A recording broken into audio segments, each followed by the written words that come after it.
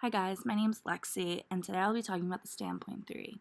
The standpoint theory is a theory found in some academic disciplines which is used for analyzing intersubjective discourses.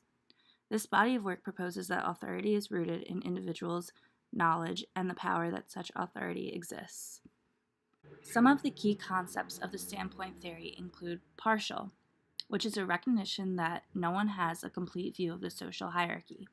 An example is all standpoints are partial, so standpoint feminism coexists with other standpoints. The second key concept is accuracy, the ability to see more than what's available to see one specific location.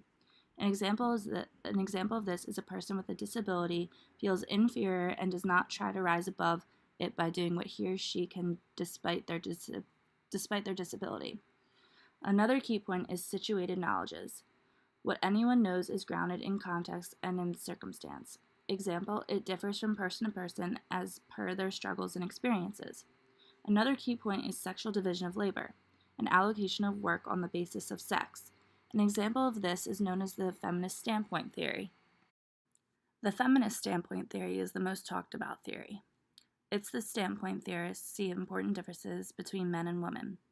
Wood claims any gender difference between women and men is the result of cultural expectations and treatment each group receives from the other. The feminist standpoint theorist suggests that women are underadvantaged and thus men are overadvantaged. Gender difference makes a huge difference in society. Not all women share the same standpoint, nor for that matter do all men. Besides gender, Harding stresses economic condition, race, and sexual orientation. Wood is troubled by tendency of some feminists to talk as if they were an essence of woman. Cultural identities can either draw people to the center of society or push them to fringes. As you can tell in this picture, men are seen as above women, which as society, that is what happens in the workforce. There are some critiques of the standpoint theory. For one, it can be too narrow. In recent years, theorists have expanded the standpoint theory to include all oppressed people, marginalized people, and the less inferior group.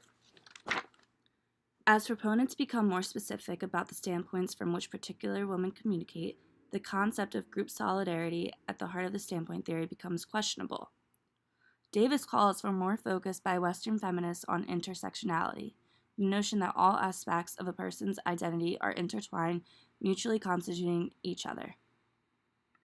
To wrap this whole concept up, Sandra Harding and Julia Wood claim the social groups within which we are located powerfully shape what we experience and know, as well as how we understand and communicate with ourselves, others, and the world.